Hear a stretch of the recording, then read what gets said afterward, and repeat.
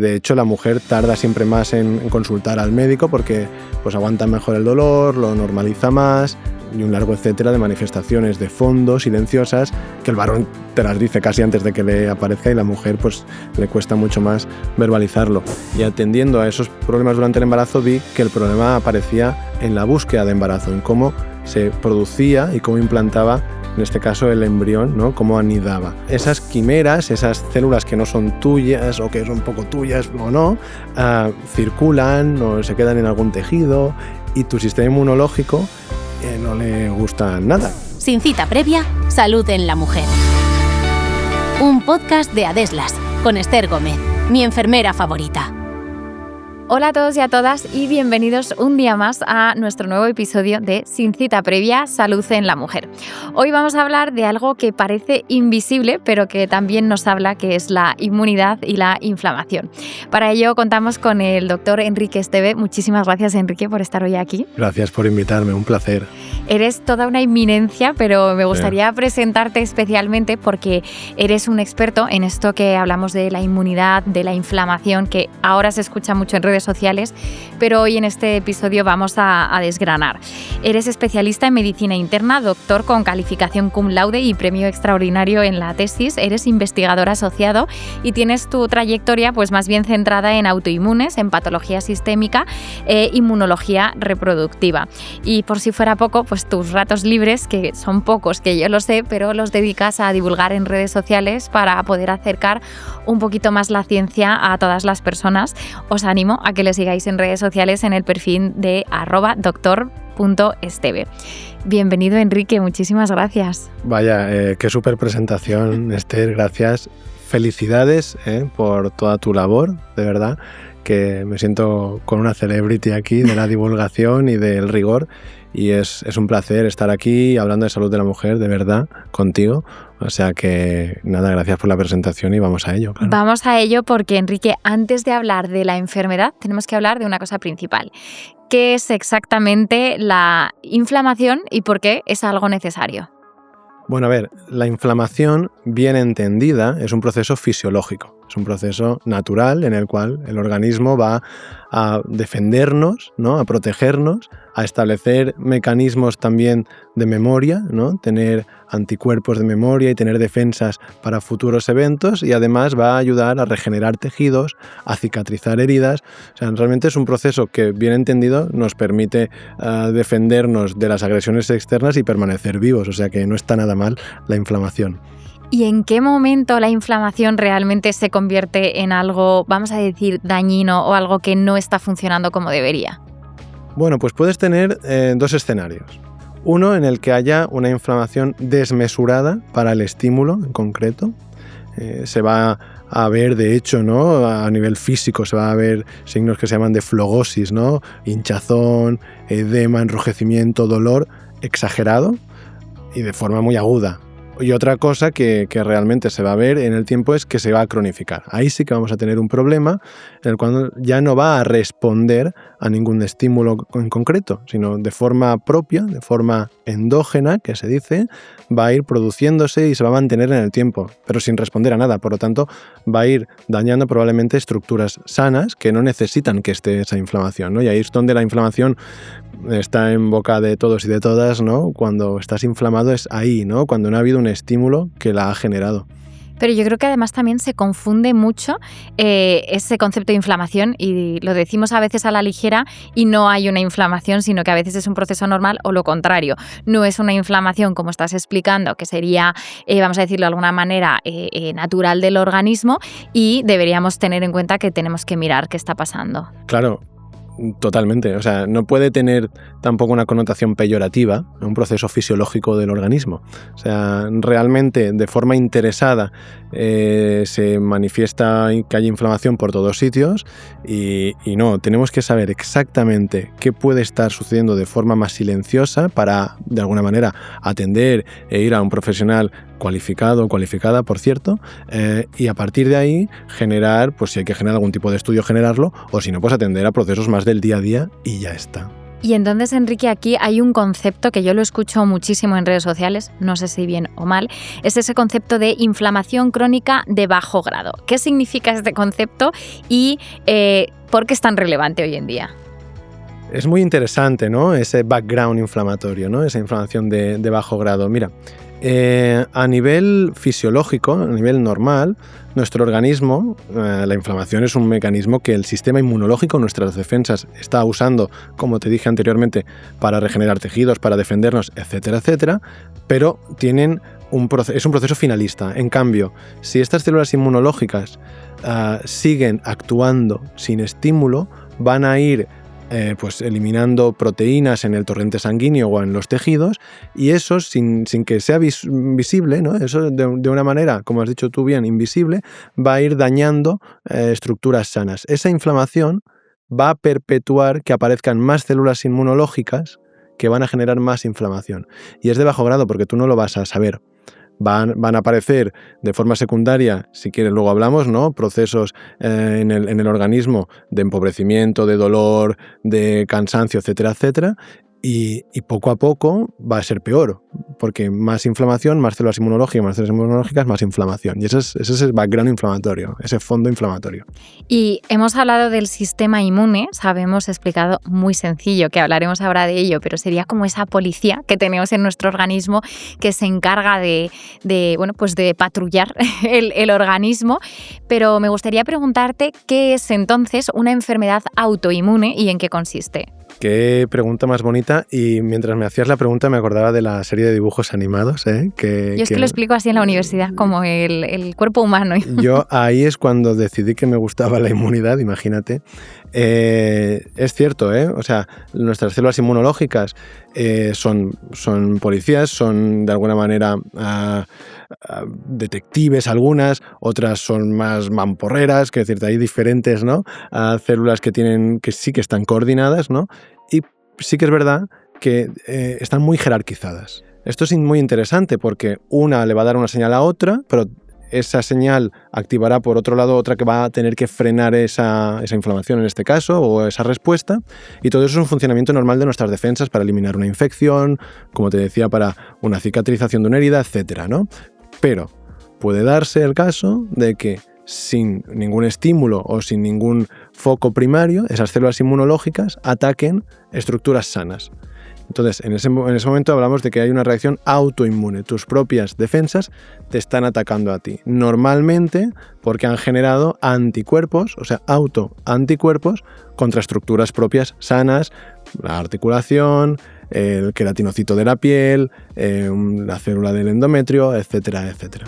¿Y por qué estas enfermedades autoinmunes se dan más en las mujeres? Qué interesante. Es que todo lo que pregunto es muy interesante. No, es que esta es buenísima. Y a ver, mira, realmente a mí me gusta siempre explicar todo, también desde un punto de vista evolutivo, ¿vale? ¿Qué sentido tiene que la mujer tenga mucha más reactividad, inmunoreactividad? Pues porque realmente quien es necesario para que se preserve la especie es la mujer, ¿no? Que es la que va a tener que gestar, que va a parir, va a amamantar, y si no protegías a la mujer bien de todas las infecciones que podían aparecer con el canal del parto, con la lactancia, etcétera, etcétera, pues realmente la especie se acabó. Entonces, la mujer tiene a nivel hormonal, ¿no?, unas diferencias significativas con el varón, y ciertamente está también diseñada para ese fenómeno mágico del embarazo, generar tolerancia hacia el feto, hacia un halo injerto, una cosa que realmente no es 100% de tu genética, y luego para protegerlo mucho. Entonces, esa dualidad del ciclo, en la cual el estrógeno es muy activador de la inmunidad y el gestágeno es más tolerante, pero claro, eso cada mes, ¿no?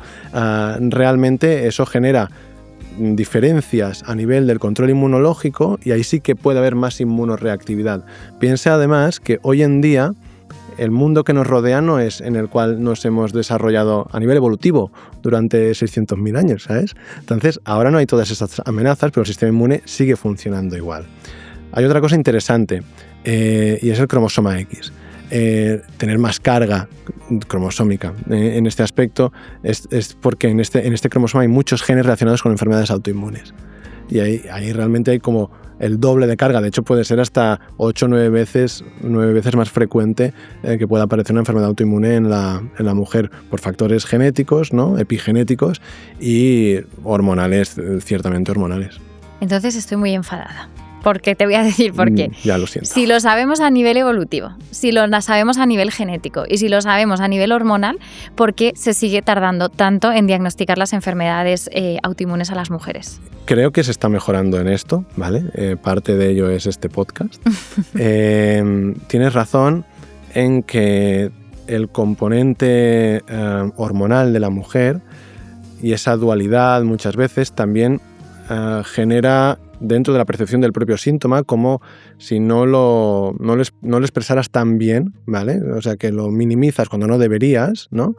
Y de hecho la mujer tarda siempre más en consultar al médico porque pues aguanta mejor el dolor, lo normaliza más y un largo etcétera de manifestaciones de fondo silenciosas que el varón te las dice casi antes de que le aparezca y la mujer pues le cuesta mucho más verbalizarlo.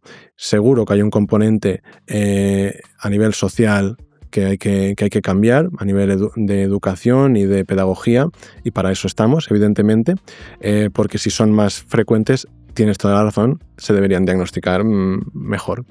¿Y qué signos o síntomas sí que deberías decir, oye, parecen silenciosos e insidiosos, pero nos deberían dar una alerta a las mujeres de que algo no está funcionando en el sistema inmunológico? Dolor, astenia, fatiga, cansancio, hinchazón, rigidez. O sea, todo lo que normalizamos como, mira, hoy estoy un poquito más cansada, hoy me duele un poquito más, no es normal. Otra cosa es que hayas hecho una ultramaratón, entonces sí, evidentemente vas a estar así, pero en tu día a día no debería aparecer esto. Problemas con el descanso nocturno o una ansiedad, una sensación, palpitaciones endógena que inmotivada. También dificultad para concentrarse, ¿no? La famosa niebla mental, ¿no? Toda esa sobrecarga cognitiva que te comentaba anteriormente. Todo eso ya puede estar indicando que hay un problema inflamatorio de fondo. Evidentemente, luego hay cosas que son mucho más expresivas, como puede ser la fiebre, ¿no? Problemas a nivel intestinal, de mucho estreñimiento, mucha diarrea o caída del pelo, pues lo que te decía, que aparezcan también en la piel eczemas, eritemas inmotivados, ¿no? Y muchísimas otras manifestaciones que son mucho más evidentes, pero la del dolor y el cansancio y la dificultad para concentrarse se minimiza. Claro, que también a su vez son bastante difusas y entiendo la dificultad para el diagnóstico.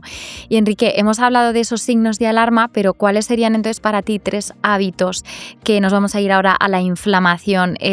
Cometemos cotidianamente en nuestro día a día o llevamos en el día y afectan de forma negativa la inflamación. El peor para mí es el descanso nocturno, el ritmo de vida que tenemos.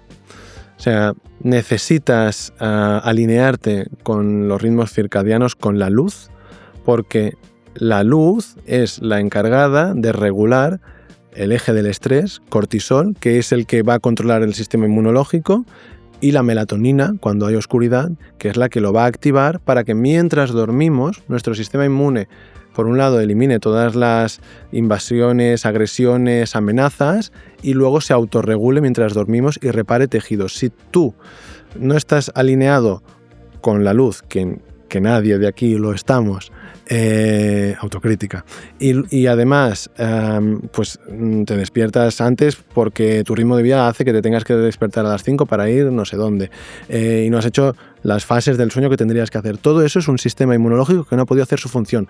¿Por qué tenemos fiebre por la noche habitualmente? Pues porque es cuando se activa el sistema inmunológico, ¿vale? El sistema inmune necesita que el cuerpo esté en stand-by para repararlo y para resolver los problemas, porque necesita mucha energía, necesita mucho focus, ¿vale? Ese es el principal, el ritmo de vida.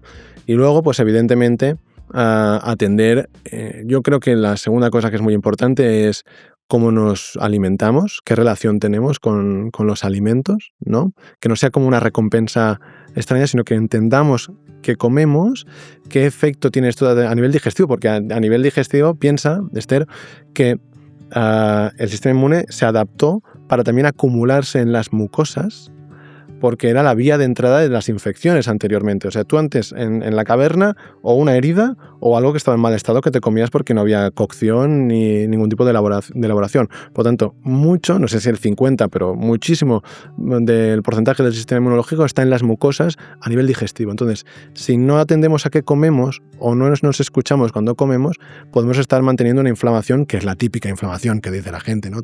Me siento inflamada o inflamado. Y ahí hay mucho trabajo por hacer todavía, muchísimo. Y el tercero, el sedentarismo.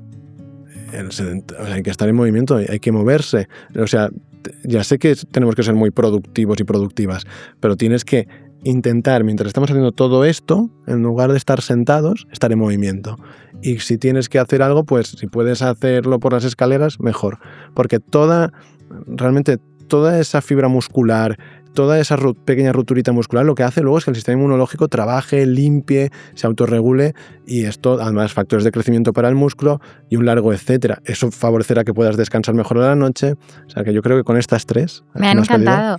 Y has dicho una que fantástico. La primera la quiero recuperar un momento, porque yo creo que en las redes sociales vemos un mensaje un poco, no sé si decir exagerado, desvirtuado, de qué sucede con el ciclo circadiano y nosotros, ¿no? Vemos extremos, probablemente. Sí que me gustaría saber, ¿es cierto que estamos haciéndolo mal y que deberíamos comer con luz, que deberíamos dejar las luces artificiales, que deberíamos volver un poco a eso, vamos a llamarlo antiguo, y dejar un poco toda la tecnología? ¿Eso sí que afecta también a nuestro sistema inmune? Totalmente. Lo que sucede es que te lo estoy diciendo y a lo mejor te voy a subir una historia a las 10 de la noche sin darme cuenta, pero totalmente. Y de hecho...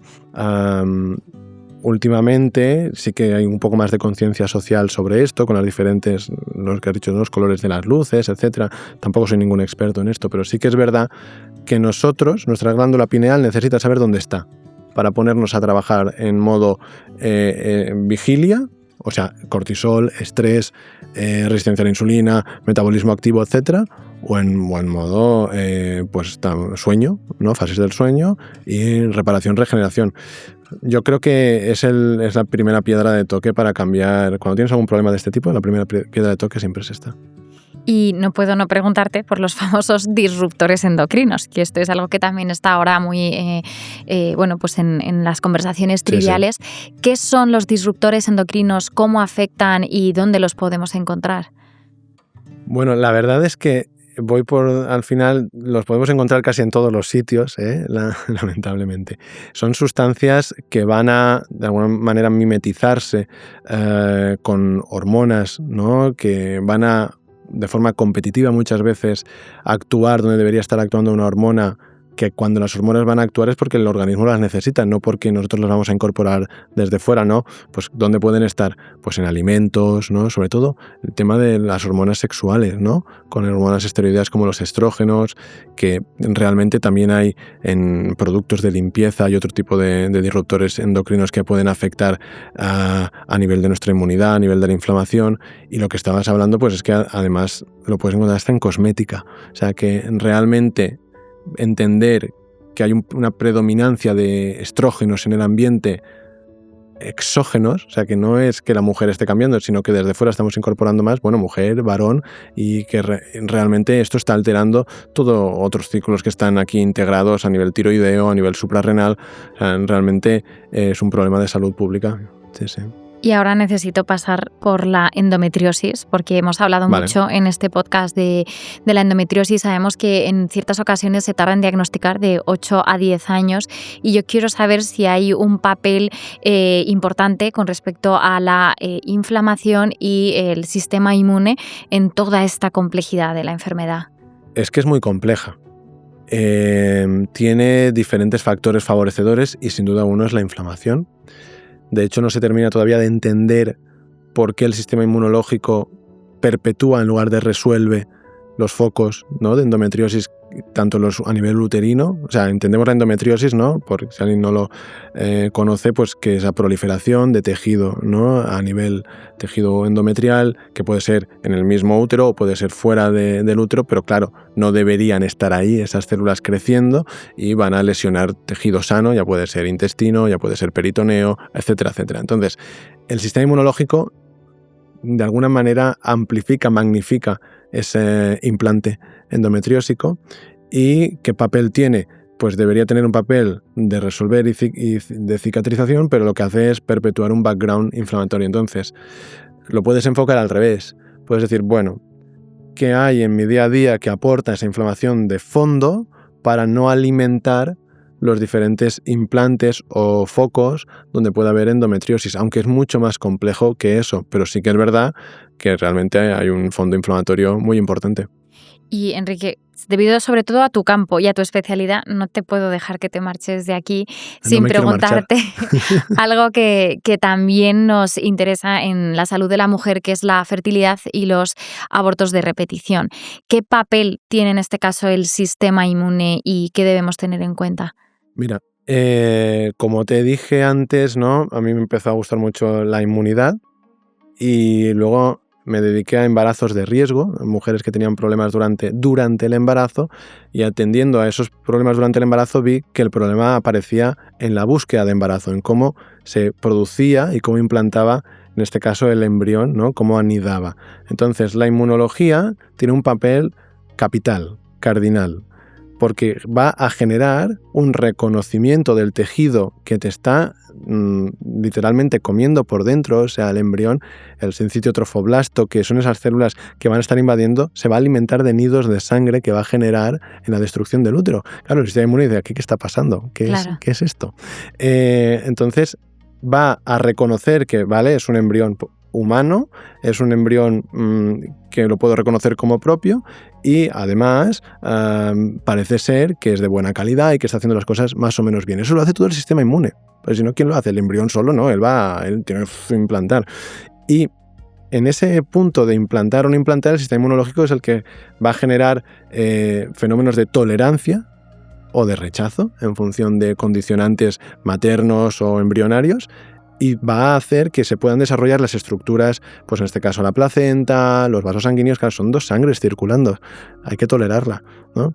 En resumen, cuando no hay incompatibilidad de grupo sanguíneo, el famoso RH positivo o negativo. Desde ese punto, que es el más visual, ¿no? Es decir, pues dos sangres, dos grupos sanguíneos, hasta el de la genética que expresa el embrión para ponerse en contacto con la célula natural killer uterina, hasta ahí podemos saber todo. O sea, realmente podemos saber cómo se relaciona nuestra inmunidad con ese tejido que se está desarrollando, que será luego un ser vivo, ¿no? Durante todo el embarazo. Y eso es el sistema inmune. De hecho, te voy a decir algo que es muy chulo.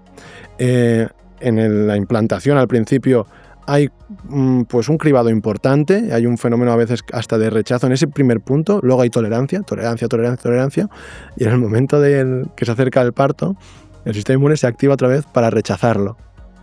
Y esto no lo puedo decir en público.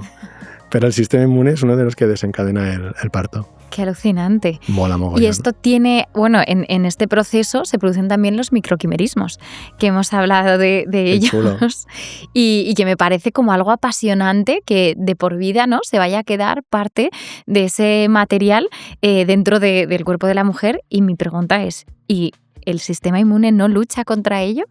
Qué chula esta pregunta, mira, piel de gallina, con los microquimerismos. Claro, esas quimeras, esas células que no son tuyas o que son poco tuyas o no, circulan o se quedan en algún tejido y tu sistema inmunológico no le gusta nada. Quiero decirte, las detecta, las tolera, pero precisamente son unas de las formadoras o de las responsables a veces de enfermedades autoinmunes. O sea, realmente la mujer paga ese pequeño peaje, a veces, de haber tolerado un tejido que era a lo injerto, que la mitad no era suyo, y esos microquimerismos están en la base del desarrollo, pues, de tiroiditis, de enfermedad inflamatoria intestinal, etcétera. Bueno, me reafirmo en este episodio una vez más de que el cuerpo de la mujer es alucinante. Es fantástico, es maravilloso. Y hemos aprendido muchísimo contigo. Pues Enrique, ya llegamos al final y yo a todos los invitados os hago siempre una pregunta, y es: ¿cuál es tu recomendación para todas las mujeres que nos están escuchando hoy? Bueno, pues aprovechando que hablamos de inmunidad y que hemos de alguna manera puesto de manifiesto lo maravilloso que es el sistema inmunológico en la mujer también para protegerla, lo que tiene que hacer la mujer, creo yo, es escuchar esa inflamación de fondo, no minimizarla. O sea, no es normal tener dolor, ni tienes que intentar soportar dolor. O sea, yo lo que le diría a la mujer es, tienes un sistema inmune más reactivo, más potente, quizá estás más acostumbrada a tolerar eso, pero no es normal. Por lo tanto, escúchate, consulta, infórmate, que además ya lo hacéis perfecto, pero si tuviera que dar un mensaje sería este. Fenomenal. Pues muchísimas gracias, Enrique. Ha sido todo un placer. De verdad que me quedaría horas hablando contigo. Tendrás que venir otro día a que sigamos profundizando. Cuando queráis. Muchísimas gracias. Y a todos los que estáis al otro lado escuchando, gracias por estar ahí. Y como sabéis, podéis decirnos siempre qué os ha parecido este episodio y saber quién os gustaría ver en el próximo. Muchas gracias.